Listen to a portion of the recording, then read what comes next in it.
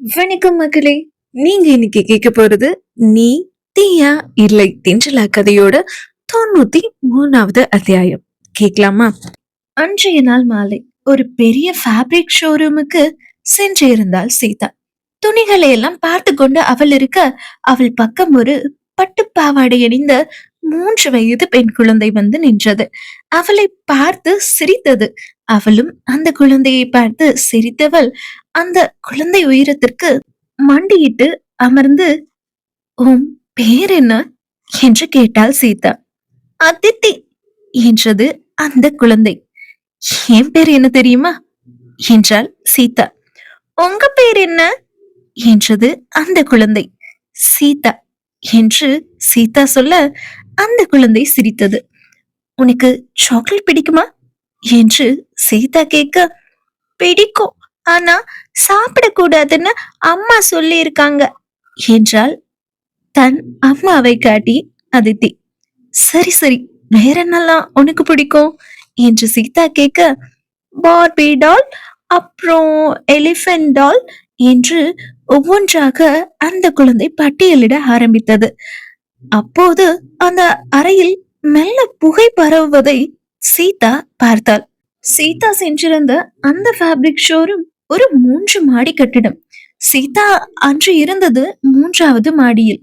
அங்கு புகையை பார்த்ததும் சீதா எழுந்து கொள்ள அங்கிருந்த அனைவரும் பதறி போயினர். அதிதியை அவள் அம்மா தூக்கி கொண்டாள். புகை மூட்டத்தை தொடர்ந்து அங்கு தீயும் மளமளவென்று எரிய தொடங்க அங்கிருந்த அனைவரும் பதறி ஓடினர். ஐயோ, எப்படி இங்க தீ பிடிச்சது என்று தனக்குத்தானே சொல்லிக் கொண்ட சீதா அங்கிருந்த மக்களோடு சேர்ந்து படியில் இறங்க தீ வேகமாக பரவ ஆரம்பித்து விட்டது. 3வது தளத்தில் பரவ ஆரம்பித்த தீ 2வது தளம், முதல் தளம் என்று வேகமாக பரவியது. எல்லோரும் அங்கிருந்து தப்பியோட அதித்தியின் தாய் 8 மாத கர்ப்பிணியாக இருந்தாள். அவள் மாடியிலிருந்து மாடி படிகளிலிருந்து இறங்க முடியவில்லை, தடுமாறினாள். தீ வேகமாக பரவி கொண்டிருந்தது. எல்லோரும் தப்பி ஓடிக்கொண்டிருந்தனர். சீதாவும் நினைத்திருந்தால் தப்பி இருக்கலாம். ஆனால் சீதாவோ அதித்தியின் தாயிடமிருந்து அதித்தியை வாங்கி கொண்டு அதித்தியின் தாயையும் கைப்பிடித்து முடிந்தவரை வேகமாக படியிறங்க உதவி செய்தாள். சீதா அன்று லாங் ஸ்கர்ட்டும் கிராப் டாப்பும் தான் அணிந்திருந்தாள். அவளது நீளமான பாவாடை அங்கிருந்த ஆணியில் மாட்டிக்கொண்டு விட்டது. அதித்தியின் அம்மாவிடம், நீங்க வேகமா கீழே இறங்குங்க, நான் அதித்தியோட வந்துடுறேன் என்று சீதா சொல்ல அதித்தியின் தாயும் அவர்களை விட்டு பிரிந்து கீழே இறங்கினாள். எப்படியோ ஒரு வழியாக போராடி தன் பாவாடையை ஆணியிலிருந்து எடுத்த சீதா படியிலிருந்து இறங்க மலமளவென்று தீ இன்னும் வேகமாக பற்ற ஆரம்பித்தது. எப்படியோ ஒரு வழியாக போராடி சீதா அதித்தியோடு முதல் தளமும் வந்துவிட அங்கிருந்த அனைவரும், அந்த கடையில் இருந்த அனைவரும் வெளியேறிவிட்டனர். அதித்தியும் சீதாவும் மட்டும்தான் உள்ளே இருந்தனர். சீதாவை சுற்றி சுற்றி தீ எறிந்தது. சீதா பதறித்தான் போனாள்.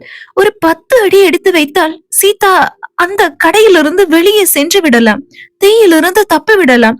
ஆனால் எப்படி தப்பிப்பது? சீதா யோசித்துக் கொண்டே அதிதியை தன் கையால் அணைத்து கொண்டு நின்றிருந்தாள். சீதா நகர முடியாதபடி நெருப்பு அவளை சூழ்ந்திருந்தது. யாராவது காப்பாத்துங்க, ஹெல்ப் ஹெல்ப் என்று சீதா கத்த ஆரம்பித்து விட்டாள். சுற்றி எல்லோரும் வேடிக்கை மட்டுமே பார்த்திருந்தனர். சீதாவிற்கு உதவ யாருமே வரவில்லை. அந்த சமயம் ஒரு கார் ஒன்று வேகமாக அந்த கடைக்குள் நுழைந்தது. சீதாவிற்கு சீதாவிற்கு அந்த காரை பார்த்ததும் அதிர்ச்சியாகிவிட்டது. எப்படி எப்படி இது என்று யோசித்து முடிக்கும் முன்னரே அந்த கார் சீதாவின் பக்கம் வந்து நின்றது. அந்த காரின் கதவு திறந்து கொள்ள, சீதா ஏறு என்றொரு குரல். சீதா இருந்த நிலையில் அந்த கார் யாருடையது, அந்த காருக்குள் யார் இருக்கிறார் என்பதையெல்லாம் யோசிக்கவில்லை.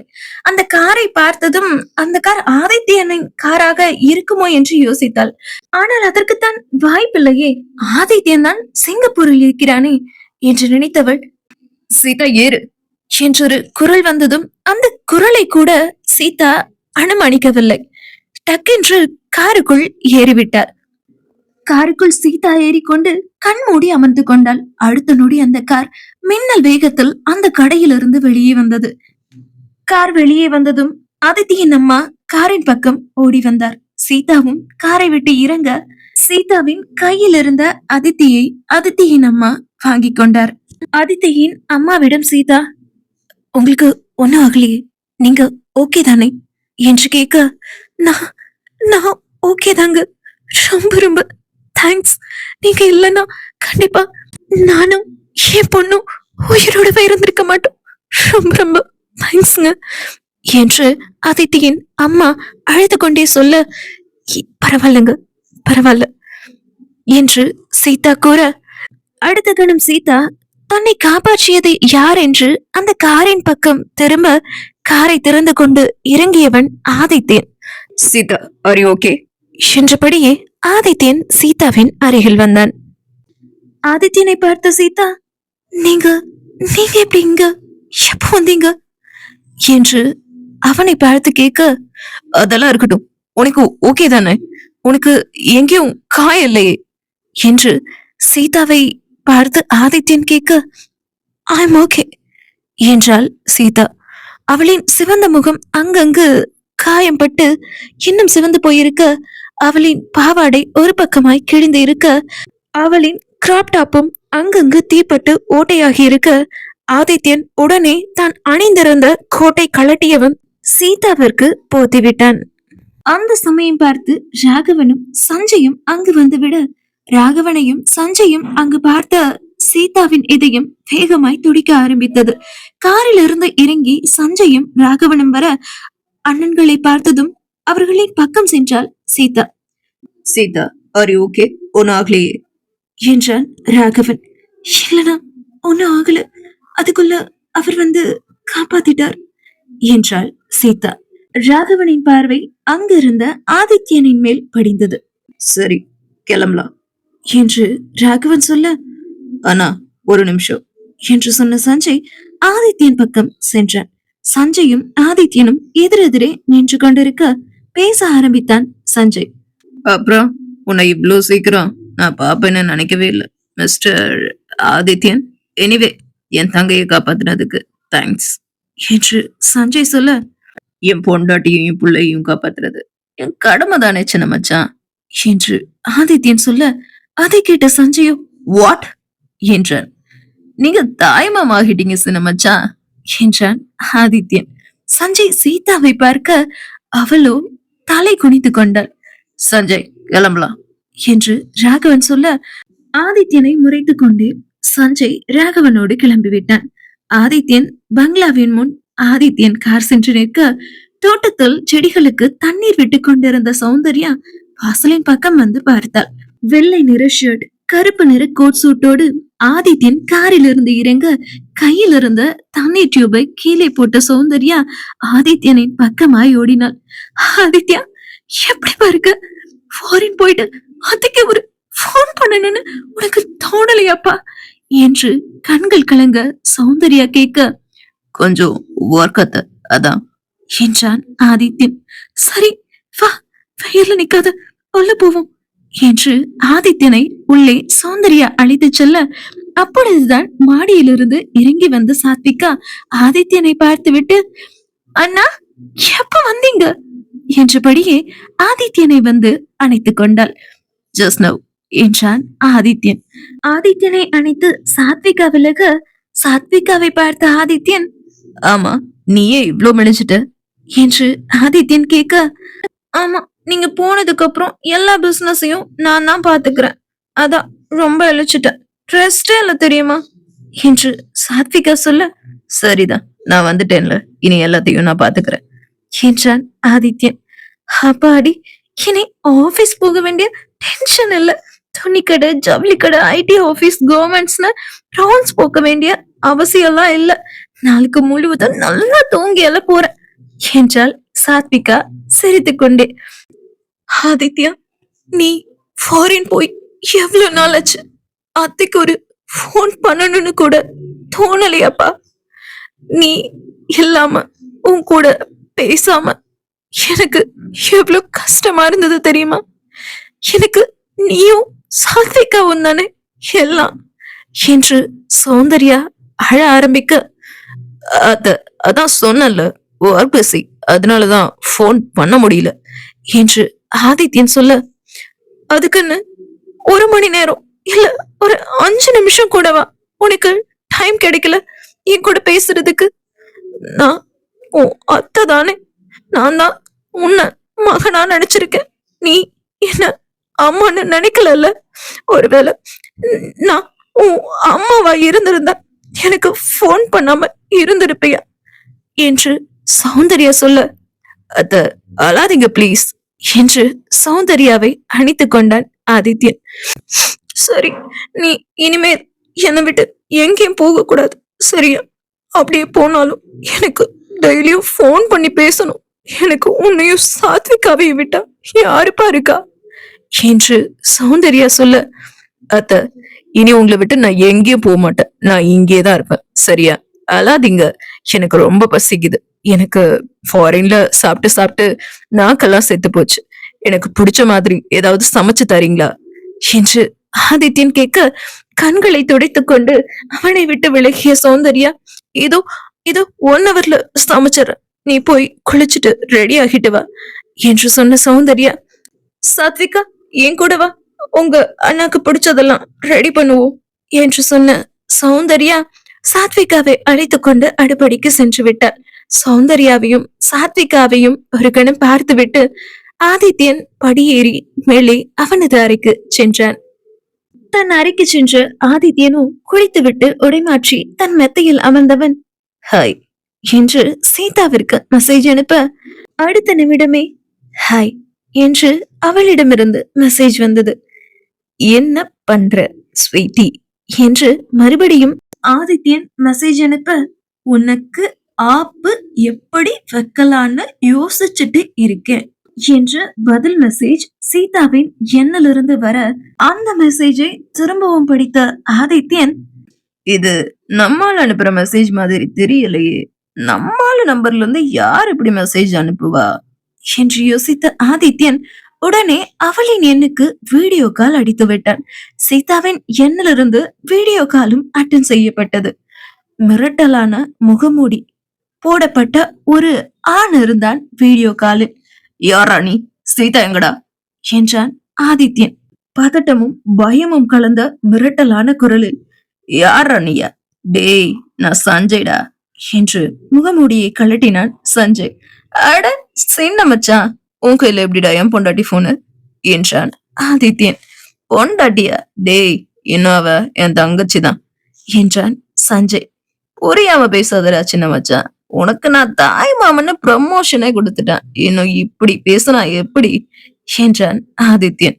டேய், இப்படி பேச உனக்கு வெக்கமா இல்ல என்று சஞ்சய் கேட்க, நான் இடம் வைக்கப்படணும் என் டார்லிங், என் லவ் அக்செப்ட் பண்ணிட்டு என்ன லவ் பண்றேன்னு சொன்ன பிறகு நான் ஏன்டா வைக்கப்படணும் என்றான் ஆதித்யன். டேய், சிங்கப்பூர்ல இருந்து வந்தது வராதமா ஒரு சீப்பான விஷயம் செஞ்சே, அத மட்டும் என் தங்கச்சிக்கு தெரிஞ்சதுன்னு வச்சுக்கோ, உன் பக்கமே அவ திரும்ப மாட்டா என்றான் சஞ்சய். அடப்பாவி, அதுக்குள்ள கண்டுபிடிச்சிட்டியாடா என்றான் ஆதித்யன்.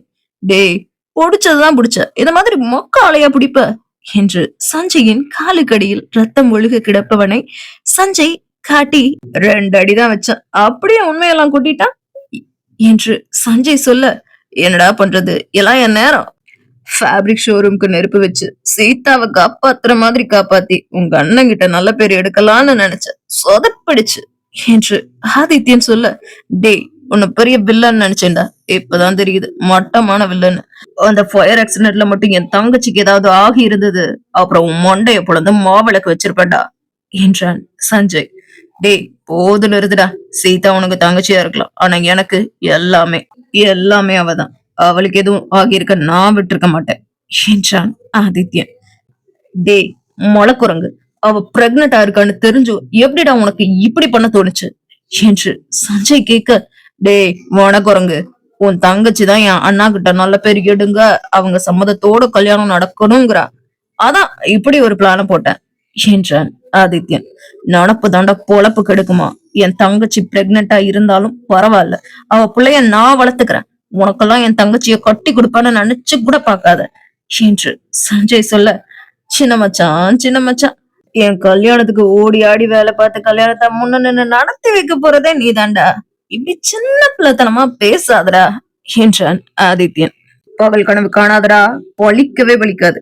இப்பவே போய் அண்ணா கிட்டையும் சீதா கிட்டையும் இப்ப நீ பண்ண எல்லாத்தையும் சொன்னேன்னு வெயி, அப்புறம் அவ்வளவுதான்டா, உன் கல்யாண கனவெல்லாம் காத்தோட பறந்து போயிடும் என்றான் சஞ்சய்.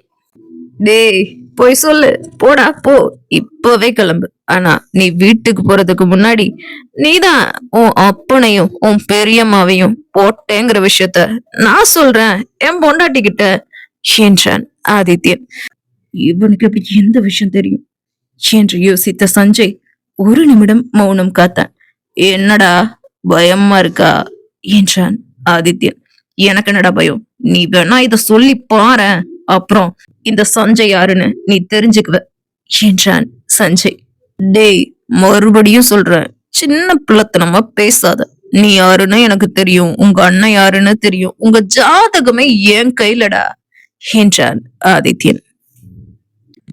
ரொம்ப பேசாதடா, ரொம்ப ஆடாதடா, இதெல்லாம் நல்லதுக்கு இல்ல என்றான் சஞ்சய். கோபப்படாதடா சின்ன மச்சான், நீ என்ன பத்தின விஷயத்த சீதா கிட்ட சொல்லாத. நான் உன்னை பத்தின விஷயத்த சீதா கிட்ட சொல்ல மாட்டேன், ஓகே என்று ஆதித்யன் சொல்ல, எல்லாம் என் நேரம் என்று தலையில் அடித்து கொண்டான் சஞ்சய். சரி, இப்போ நீ எனக்கு ஒரு வேலை பண்ணு. உன் காலு கடியில கிடக்குறானே அவனை முதல்ல போட்டுத்தல், எனக்கு ஒரு வேலையாவது மிச்சமாகும் என்று ஆதித்யன் சொல்ல, சஞ்சயின் காலுக்கு கீழே கிடந்தவனுக்கு ஆதித்யன் சொன்னதை கேட்டு அங்கமெல்லாம் நடுங்கி போனது. சரிடா மச்சான், அவனை போட்டு தள்ளிட்டு எனக்கு ஒரு மெசேஜ் போடு, நான் வைக்கிறேன் என்று சொன்ன ஆதித்யன் அழைப்பை துண்டித்து விட சஞ்சயின் கோபம் மொத்தமும் சீதாவின் பக்கம் திரும்பியது.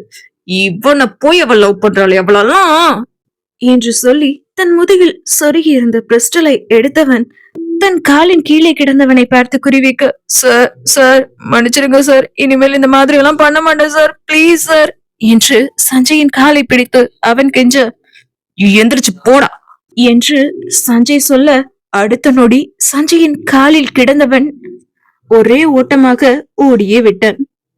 அடுத்த நாள் காலை 8 மணி இருக்கும். ஆதித்யன் வெள்ளை வேட்டி சட்டை அணிந்து கம்பீரமாக மாடியிலிருந்து இறங்கி வர, வரவேற்பறையில் அமர்ந்து இன்ஸ்டாகிராமில் ரீல்ஸ் பார்த்து கொண்டிருந்த சாத்விகாவோ ஆதித்யனை பார்த்துவிட்டு, அம்மா சீக்கிரம் வாங்க, சீக்கிரம் வந்து அண்ணனை பாருங்க என்று கத்த, பூஜை அறையில் பூஜை செய்து கொண்டிருந்த சௌந்தர்யா சாத்விகாவின் பக்கம் வந்தாள். ஆதித்யனை பார்த்த சௌந்தர்யா, ஆதித்யா என்னப்பா இது புதுசா வேட்டை சட்டையெல்லாம் என்று சௌந்தர்யா கேட்க, பொண்ணு பார்க்க போகும்போது வேட்டி சட்டையெல்லாம் போட்டுட்டு தானே போகணும் அத்த, அப்பதானே நல்லா இருக்கும் என்று ஆதித்யன் சொல்ல, என்னப்பா சொல்ற, எனக்கு ஒண்ணுமே புரியல என்றாள் சௌந்தர்யா. அத்த ஐ லவ் சீதா, அது மட்டும் இல்ல, ஷீ இஸ் பிரெக்னன்ட், சோ கல்யாணம் பண்ணிக்கலான்னு நினைக்கிறேன் என்று ஆதித்யன் சொல்ல, ஆதித்யா என்ன சொல்ற நீ என்றாள் சௌந்தர்யா. அத்த என்கிட்ட எதுவும் கேட்காதீங்க பிளீஸ், சீக்கிரமா கிளம்புங்க, நாம பொண்ணு பார்க்க போவோம் என்றான் ஆதித்யன். அண்ணா இதுக்கு ராகவன் அண்ணா ஒத்துப்பாரா என்று சாத்விகா கேட்க, கண்டிப்பா ஒத்துப்பான். இந்த ஆதித்யனை பத்தி எல்லாருக்கும் தெரிஞ்ச விடவும் அவனுக்கு நல்லாவே தெரியும் என்றான் ஆதித்யன். சரிண்ணா என்றபடி சாத்விகாவும் சௌந்தர்யாவும் கிளம்பி வரவேற்பறைக்கு வந்தனர். அண்ணா கிளம்பலாமா என்று சாத்விகா கேட்க, ஆதித்யா போற வழியில கொஞ்சம் ஃப்ரூட்ஸ் ஃபிளவர்ஸ் எல்லாம் வாங்கிட்டு போலாம் என்று சௌந்தர்யா சொல்ல, பூ பழம் ஃபிளவர்ஸ் சாரி எல்லாமே கார்ல இருக்கத்த என்றான் ஆதித்யன். அதை கேட்ட சாத்விகாவோ, அண்ணா நீங்க இப்ப இப்படி மாறினீங்க என்றாள். வாழ வா போலாம் என்று ஆதித்யன் சாத்விகாவின் தலையில் குட்ட, இருங்க இருங்க அண்ணிட்ட சொல்றேன் என்றால் சாத்விகா தன் தலையை தேய்த்தபடியே. அதைத் தொடர்ந்து சாத்விகா சௌந்தர்யா ஆதித்யன் மூவரும் அரண்மனைக்கு கிளம்பிவிட்டனர். அரண்மனையில், டே சஞ்சய், இந்த ஆதித்யன் கொழுவர மீனுல நழுவுற மீனா இருப்பான் போலடா, எப்படா தப்புனா, அதெல்லாம் விட நேத்து பண்ண பாரு ஒரு விஷயம், அவனெல்லாம் என்னடா பண்றது? இந்த ராகவன் வேற அவனை எதுவும் பண்ணாம அமைதியா இருக்கான் என்று வாசு கேட்க, அதை ஏன் மாம்ஸ் கேக்குறீங்க? அண்ணா சீதாவை அவனுக்கு கல்யாணம் பண்ணி கொடுக்கலான்னு ஐடியால இருக்காரு. சீதாவுக்கு ஆதித்யனை பிடிச்சிருக்குதான். அதுக்குன்னு ஆதித்யன் அவளுக்கு கல்யாணம் பண்ணி வைக்கணும்னு அவசியம் இல்லையா மாம்ஸ் என்றான் சஞ்சய். வாசு கொஞ்சம் யோசித்து பார்த்தவன், சஞ்சய், அந்த ஆதித்யனுக்கு சீதாவை உங்க அண்ணன் கல்யாணம் பண்ணி வைக்கணும்னு நினைக்கிறானா அதுக்கு ஒரே ஒரு காரணம் தான் இருக்க முடியும். ஆதிசேஷன் ஒரு ரவுடி. அவனுக்கு வேலையே பொண்ணுங்களை கடத்தி வெளிநாட்டுக்கு பிராத்தல் தொழில் செய்யறவங்களுக்கு விற்கிறது தான். உங்க அண்ணனுக்கு தான் பொண்ணுங்களை தப்பா பார்த்தாலோ, அவங்க கிட்ட தப்பா நடந்துகிட்டாலோ, இல்ல தப்பா நடத்தினாலோ பிடிக்காதே. அதனால அந்த ஆதிசேஷனை போடலான்னு வெயிட் பண்ணிட்டு இருந்தான் ராகவன். அப்போதான் அந்த ஆதிசேஷன் நம்ம ஆபீஸ்ல வேலை பார்க்கிற ஒரு பொண்ணோட அக்காவை தூக்கிட்டான். ஆதிசேஷன் தூக்குன பொண்ணு ஆதித்யனோட பிஏ. விஷயம் தெரிஞ்சு ஆதித்யனும் அந்த பொண்ணை காப்பாத்துறதுக்காக ஆதிசேஷனை தேடி போயிருந்தான். நானும் ராகவனும் கூட அந்த பொண்ணை காப்பாத்துறதுக்காக தான் ஆதிசேஷனை தேடி போயிருந்தோம். அங்க அந்த ஆதிசேஷனை எங்களுக்கு முன்னாடியே ஆதித்யன் தான் போட்டான். ஆதிசேஷனை போடுறதுக்காக 2 நாள் ஆதிசேஷன் இடத்துல நாங்க இருந்தோம். அந்த இடம் பொண்ணுங்களுக்காகவும் போதைக்காகவும் பெரிய பெரிய ஆட்கள் எல்லாம் வந்து போற இடம். 2 நாளா நாங்க அங்க தங்கி இருந்த போது ஆதித்யனும் அங்கதான் இருந்தான். அங்க அவன் பொண்ணுங்க கிட்ட ரொம்ப ஜென்யூனா நடந்துகிட்டான்டா. தப்பான ஒரு பார்வை கூட பாக்கல. அவனோட கோல் எல்லாம் ஆதிசேஷனை போடுறதுல மட்டும்தான் இருந்தது. ஆதித்யனை நானும் ராகவனும் சின்ன வயசுல இருந்தே பார்த்துட்டே தாண்டா இருக்கும். வாய்தான் கொஞ்சம் அவனுக்கு நீளம், ரொம்ப ஓவரா பேசுவான் தவிர நல்ல வந்தாண்டா, ரொம்ப பிரில்லியன்ட், நல்ல பிசினஸ் மேன். இப்படி எல்லாமே அவன் கிட்ட இருக்கு. சீதா கிட்டதான் ஏன் இப்படி நடந்துகிட்டான்னு தெரியல என்றான் வாசு. மாம்ஸ், இப்போ நீங்களும் ஆதித்யனுக்கு சர்டிபிகேட் எல்லாம் கொடுக்குறீங்க. அவன் அவ்வளோ நல்லவனா என்ன என்று சஞ்சய் கேட்க, அவனை நல்லவன்லாம் நான் சொல்ல மாட்டேன்டா. நம்மள மாதிரியே அவனும் யாரையாவது போடணும்னு நினைச்சா யோசிக்காம போட்டுருவான். ஆனா அவன் தப்பான ஒரு விஷயம் கூட இது வரைக்கும் பண்ணினதில்ல. காசுக்கு ஆசைப்படுவான், பணத்துக்கு ஆசைப்படுவான், நிறைய காசு சேர்க்கணும்னு நினைப்பான். மத்தபடி அவன் நல்லவன் தான்டா என்றான் வாசு. என்னமோ மாம்ஸ், எனக்கு எதுவுமே சரியா படல. அந்த ஆதித்யனை பார்த்தாலே போட்டு பொழக்கணும் போல இருக்கு என்றான் சஞ்சய். விட்ரா விட்ரா, உனக்கு மாமனா ஆக போறவனை பத்தி இப்படியெல்லாம் பேசக்கூடாது. என்னதான் இருந்தாலும் உன்னை விட அவன் 2 வயசு மூத்து வேண்டாம் என்று வாசு சொல்ல, கடுப்பேத்தாதீங்க மாம்ஸ். கல்யாணத்துக்கு பின்னாடி மட்டும் சீதாவுக்கு ஏதாவது அவனால பிரச்சனை வரட்டும், அப்புறம் இருக்கு அவனுக்கு என்று சஞ்சய் சொல்ல, டே அது அப்புறம் பேசிப்போம், ராகவன் வர்றான் என்று வாசு சொல்ல, மாடியிலிருந்து இறங்கி வரும் ராகவனை பார்த்ததும் சஞ்சயும் வாசுவும் எழுந்து கொள்ள, காஃபி தட்டோடு வரவேற்பறைக்கு வந்த மது சஞ்சயிடமும் வாசுவிடமும் காஃபியை கொடுக்க, மதுமா ராகவனுக்கு என்றான் வாசு. சாப்பிட போற நேரத்துல காஃபி எதுக்குடா என்றபடியே ராகவன் வாசுவின் அருகில் வர, கரெக்ட் தான் மச்சான், சாப்பிட்ட பின்னாடிதான் காஃபி குடிக்கணும் என்றான் வாசு. சாப்பிடறதுக்கு முன்னாடி ஒரு காஃபி, சாப்பிடறதுக்கு பின்னாடி ஒரு காஃபி, எத்தனை காஃபிடா? இதுல வேற ஜிம் போற, ஒர்க் அவுட் பண்றேன்னு பில்டப் வேற என்றான் ராகவன். மச்சான், காஃபி என் ஃபேவரட்னு உனக்கு தெரியாதாடா என்றான் வாசு. மாம்சு, காஃபி மட்டுமா favourite? Idli favourite, dosa favourite, Pongal favourite, எல்லாமே உங்களுக்கு ஃபேவரட் தானே. எது ஃபேவரட் இல்லாம இருக்கு? இதுல டயட்னு வேற போய் சொல்லிட்டு சுத்துறீங்க என்றான் சஞ்சய். டேய், லாஸ்ட் 2 டேஸா நான் டயட்ல தான் இருந்தேன் தெரியுமா? காலையில 2 இட்லி, 1 தோசை, கொஞ்சமா பொங்கல், ஒரே ஒரு காஃபி. அப்புறம் 11 மணிக்கு ஒரு 50 ml என்று வாசு சொல்ல, எனது 50 ml என்றான் சஞ்சய். டே, 50 ml காஃபிடா என்றான் வாசு. அதுக்கப்புறம் என்றான் சஞ்சய். அதுக்கப்புறம் என்ன, மத்தியானம் ஒரு மீல்ஸ், சாயங்காலம் ஒரு வடை, ஒரு பஜ்ஜி, ஒரு டீ, அதுக்கப்புறம் நைட்டு அதே மாதிரி 3 இட்லி, 1 தோசை, 1 கப் காஃபி. டயட்ல இருக்கேன் தெரியுமா லாஸ்ட் 2 டேஸா என்று வாசு சொல்ல, மாம்சு, இதுக்கு பேரு டயட், எந்த ஊர்ல சொல்றாங்க இதுக்கு பேரு டயட்னு என்று சஞ்சய் கேட்க, டேய், இது எனக்குன்னு நான் போட்ட டயட் எப்படி என்றான் வாசு காலரை தூக்கி விட்டபடியே. இதை கேட்ட மது சத்தமாக சிரித்து விட்டார். மாம்சு, நீங்க சொன்னதை கேட்ட அன்னிமாவே சிரிச்சிட்டாங்க என்று சஞ்சய் சொல்ல, மதுமா ஏமா என்றான் வாசு, ஒண்ணும் இல்லைண்ணா, வாங்க சாப்பிடலாம் என்றாள் மது. பூரி தானே என்று வாசு கேட்க, பூரிதானா, வாங்க என்றாள் மது. இனி என்னவெல்லாம் நடக்க போகிறது, நீ தீயா இல்லை தென்றலா இந்த கதையில் என்பதை நாம் அடுத்த அத்தியாயத்தில் பார்க்கலாம். மக்களே, இந்த கதை உங்களுக்கு பிடிச்சிருந்தா மறக்காம லைக் பண்ணிட்டு கதை எப்படி இருக்கு அப்படிங்கறத கமெண்ட்ல சொல்லுங்க. உங்க ஃப்ரெண்ட்ஸ் ஆடியோ நாவல்ஸ் எல்லாம் கேட்பாங்க அப்படின்னா தயவு செய்து என்னோட ஆடியோ நாவலை அவங்களுக்கு ஷேர் பண்ணி விடுங்க. அண்ட் இதே போன்ற நிறைய நாவல்களை தொடர்ந்து நீங்க கேட்கணும் அப்படின்னா நம்ம சேனலை சப்ஸ்கிரைப் பண்ணிக்கோங்க. நாளைக்கு வேறொரு இன்ட்ரெஸ்டிங்கான ஒரு புதிய அத்தியாயத்தோடு உங்களை எல்லாம் சந்திக்கும் வரை பாய் சொல்லி விடைபெறுவது உங்கள் சித்ரா. பாய் பாய் மக்களுக்கு, bye bye, see you, take care.